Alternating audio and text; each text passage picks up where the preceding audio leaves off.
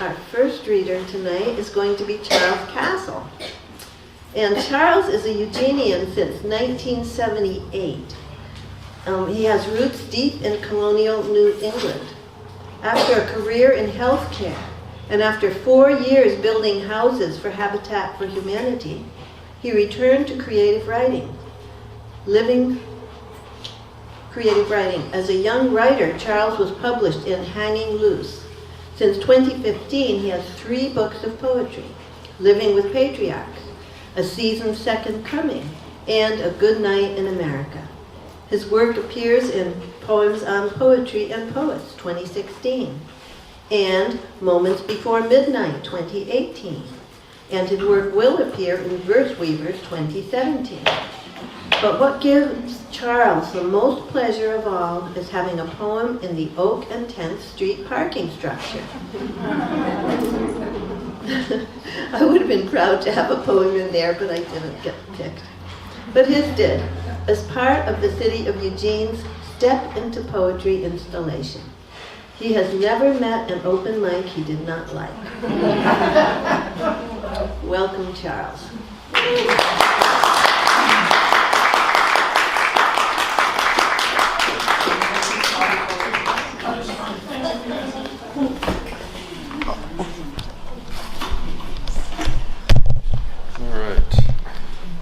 So I'm going to try to have a voice tonight.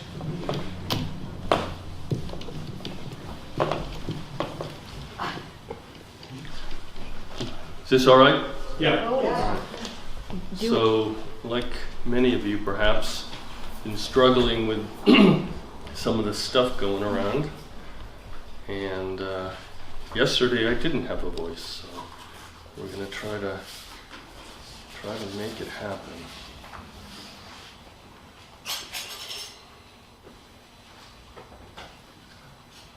How the wind chimes call the cat to nap, and all my pages curl toward evening.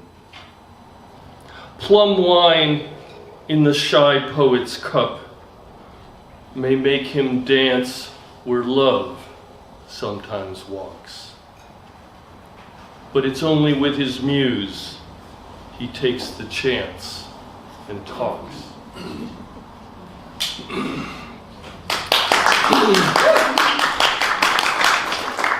So I want to thank Joan for the invitation tonight in the River Road Readers Series, Martha and Erica for helping out and making this such a special event. I've really enjoyed the many times I've been here in the last year or so and heard many of you read, actually. And thank you all for coming out tonight, and especially for the familiar faces that are here. I really do consider myself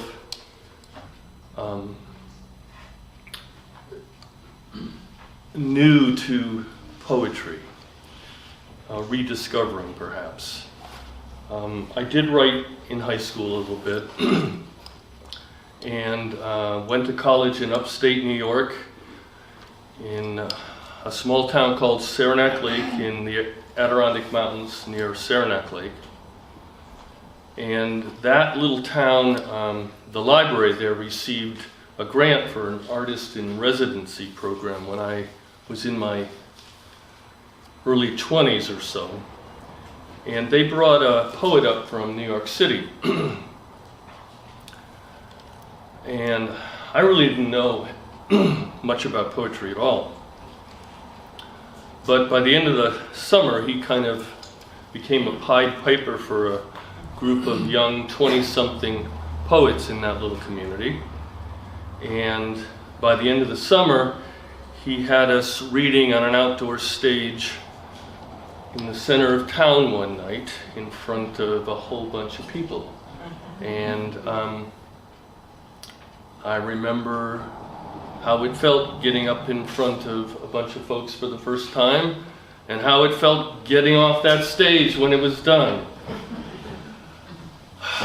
When he left, after he did take some of our poems, and through his connections down in New York City, he got some of our poems published in Hanging Loose, which I didn't know anything about it until actually just about a year or two ago, when I realized Hanging Loose features younger poets.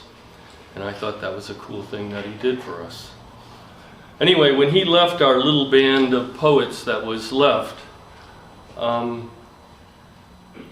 we converted an old dark basement of a 1930s era hotel that had seen better days. It had been converted into college apartments and lower than low income apartments, and I was the handyman there. And I got the owner of the building to let us have this old space that had been abandoned by a old bar that couldn't make it, called the Swinging Tiger. And that winter we converted it into a coffee house for readings. Well, we were only able to keep it going for a few months, but it was really fun while it lasted. So fast forward 40 years. A move to Oregon, family, career, during which time I did not do any real creative writing, not much poetry. I worked in healthcare, I did video production, I wrote a lot of scripts, a lot of corporate education materials, things like that, but not much creative writing.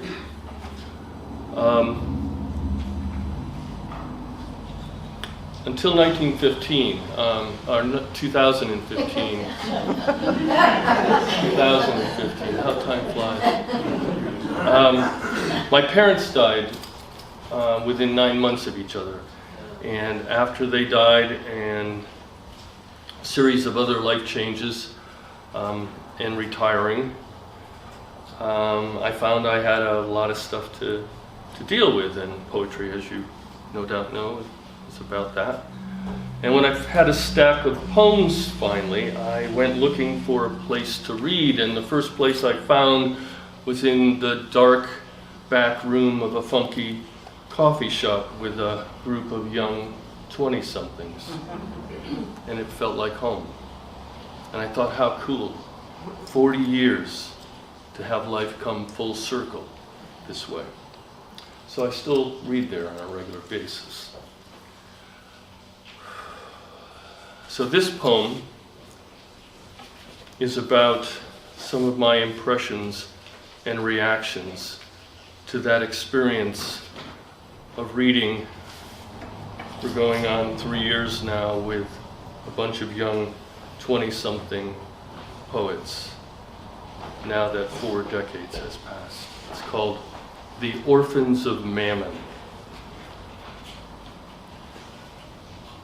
Wounded saints and the concubines of God meet on nights like this to confer. They reveal scars and exquisite love bites earth and heaven have ordained as gifts. Pauper poets and all the mad shamans, living on the kindness of an unseen world, sit before the fires of gratitude drumming on soup cans and discarded tins of love. All along the endless chrome rivers, under choked skies with no memory of stars, the orphans of Mammon search for the mother who abandoned them on a carousel of mirrors. On some distant morning, these beings of light, born to choices others made for them, will find they must deliver the answers. No God need bless, nor Father forgive. My heart rises and falls in my chest for them, and these are not tears, but another kind of river, of no end nor beginning, flowing through us, and this love floats where they swim. Raising ourselves from a blindness lifted, We raise the young to see themselves loved. Soup and salvation are cousins, brothers and sisters, hands and gloves. Where the fallen go, we travel together. Where everything given, we are asked to return. For no family survives unrelated to orphans, and these forgotten children have always been ours.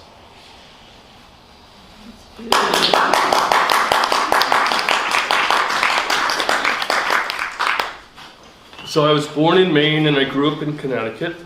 All 4 lines of my family come out of southern Maine, and ancestry is an interest of mine. There are a lot of teachers, builders, and craftsmen in the family. I've been back to Maine a couple of times, but those days of large family reunions have faded with my parents' generation. But I've spent a lot of time gathering the history and the stories to share with my extended family and with my own children who never experienced what I knew of New England. I've also been a fisherman, and from as early as I can remember, and I still am today. My father said I caught my first eastern brook trout when I was less than 2, and these 2 poems speak both to that experience and probably something about New England as well. All these lakes grown dry. More often now, I try to remember where the small boy and the dark water trout swam knee-deep together, where skunk cabbage afternoons bloomed from lady slipper mornings, and where something big, like an uncaught dream, cruised just beneath the surface, waiting to feed. And colors of the brook trout.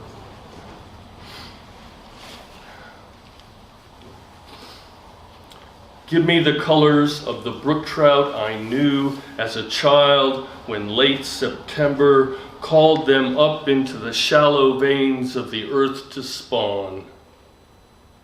Give me the reds and grays, the haloed blues, the midnight black, the fins, milk white stripe.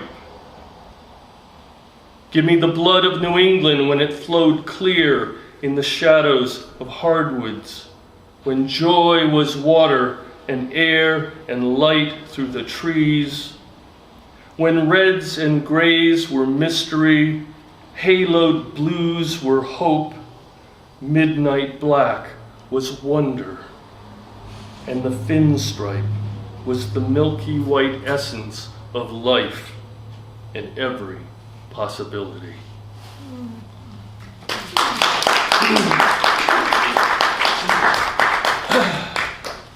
So I have 3 younger sisters, and the oldest lives here in Eugene. My parents moved from Connecticut, and she and I looked after them for the last 10 years or so of their lives as they moved from living independently, then to assisted living, and after my father died, into a nursing home for my mother. My sister and I had both worked in healthcare, and we took on the role of advocates for my parents in what is less than an ideal system of care for the elderly. My father lasted 1.5 years in assisted living. He was 91 when he died. He had a fall on his way to get a haircut just down the street from the assisted living center, and he hit his head. He had a beautiful room on the 5th floor of Riverbend looking out over the Mackenzie River and the Coburg Hills, Riverbend being where I worked for many years. And the irony of watching that place being built and then spending the last 5 days with my father in his room was not lost on me. But this poem is about the time after. with my mother. It's called Twist-Tied Ghosts.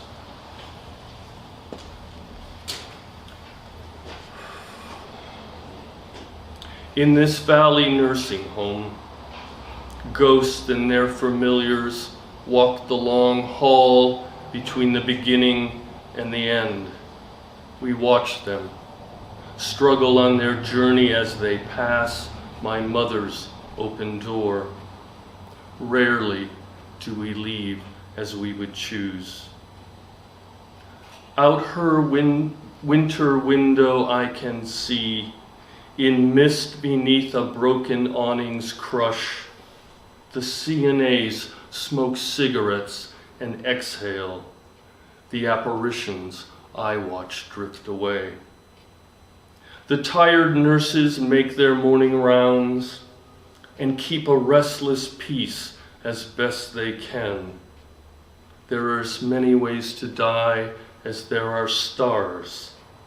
And since my father's death a month before, my mother knows how long a night is. She knows how far the fall is to the floor and awaits the way her star reveals. We waited when my father fell and suddenly was gone in 5 short days, in a hospital bed, in a morphine sleep, in a room with a view, on a night in July, with a pension check in the mail. My mother's view is not green hills and sunrise, but an asphalt alley by evening.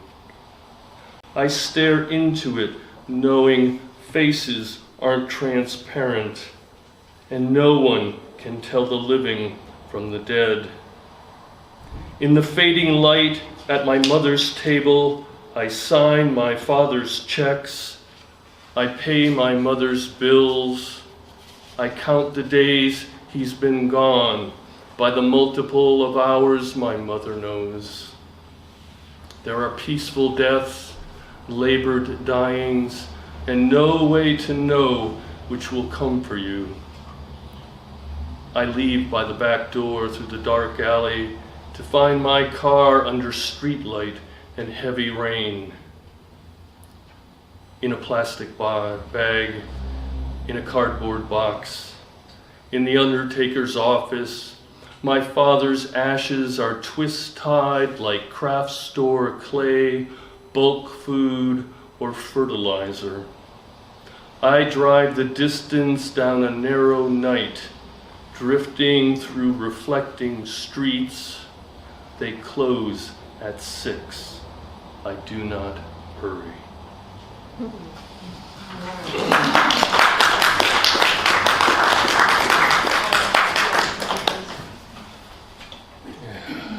Okay, so I'm just going to kind of bounce around and see how we do here. Short one. Hunting among the bones. The obsidian arrowheads found among the bones and ash of paleo-poetic campfires can still be made into weapons to bring down prey.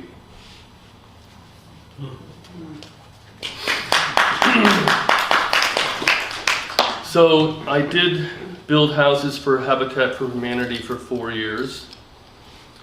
And when I left there, I continued to be interested in the plight of the homeless and continue to support efforts to support them.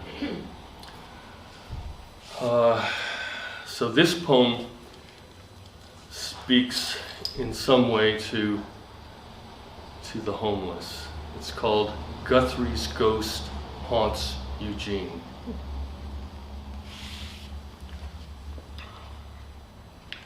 Woody rode in on the rails. He felt like heavy freight. He was dust bowled and depressed.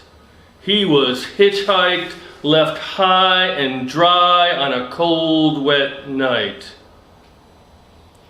It's a hard rain been falling.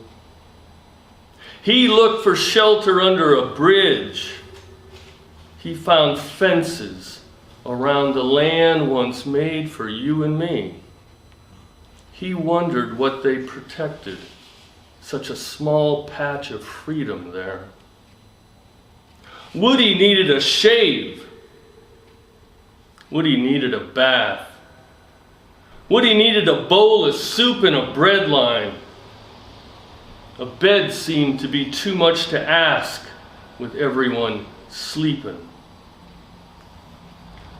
No one sees ghosts these days. They sleep in the only graves we've left for them. Woody wandered onto Broadway. It was a hungry Saturday night in Eugene. He recognized all those gentle souls he'd met on the highway to California. Busted farmers, busted families, the busted up and worse. They all said, "Howdy, Woody! It's been a real long time." Woody looked around saying, "Don't seem like so much has changed." Woody wished he could pay his union dues, but the unions were busted up too. Right then, the cops pushed through, sweeping the streets, moved the whole shebang back another block from the Bank of America.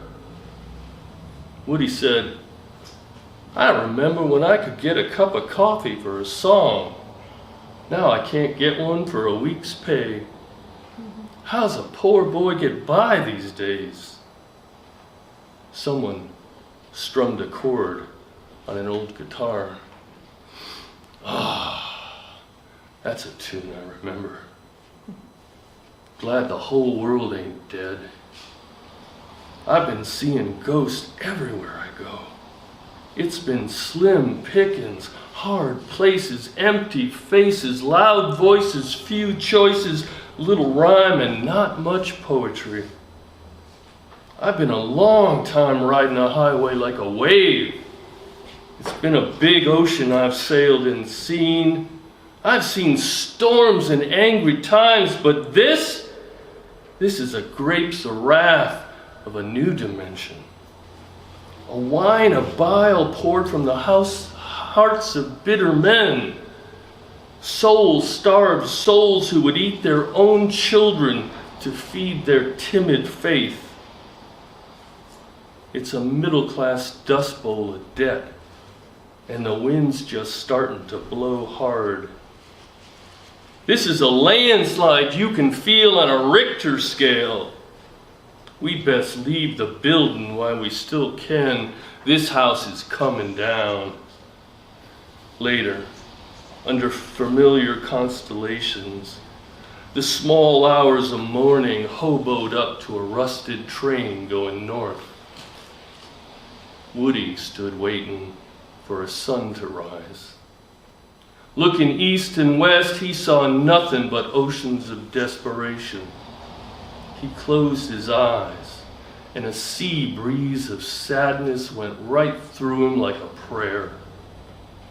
Over by the river of hope, on a pole above the House of Justice, an American flag tried to move. But it slept so ragged and faded it couldn't even dream.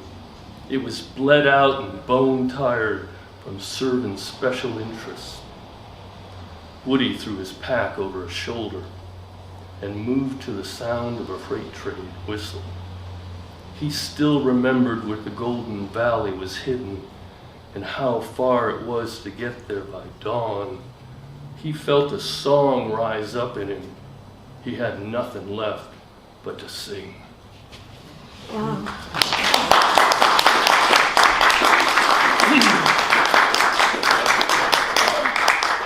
A love poem.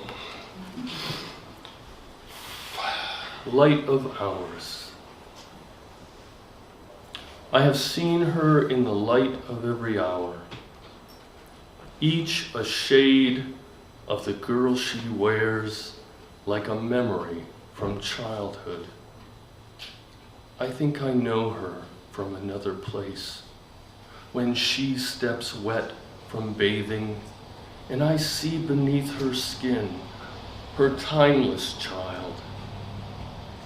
Yet it is through her eyes she shows me beauty that knows no age. And by the lines about them point to wisdom and what the years have cost her. In that gaze, so like remembering a dream, I hold my breath when she draws me close to a softer world than I have known. And with a kiss she says to me, surely you remember this touch, this light, and all these hours of the day.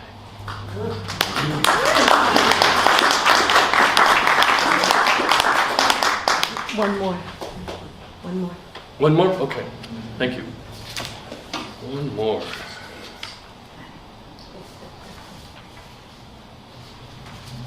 What I never thought to imagine.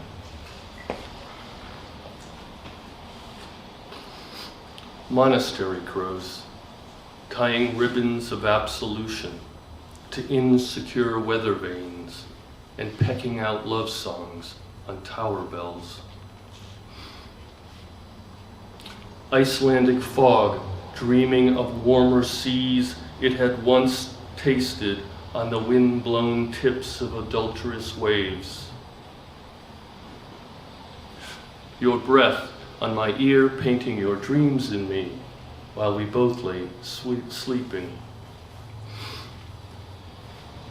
Invisible colors flashing in mirrors, breaking my heart and bringing inconsolable tears simply because they wish to be seen by someone in love.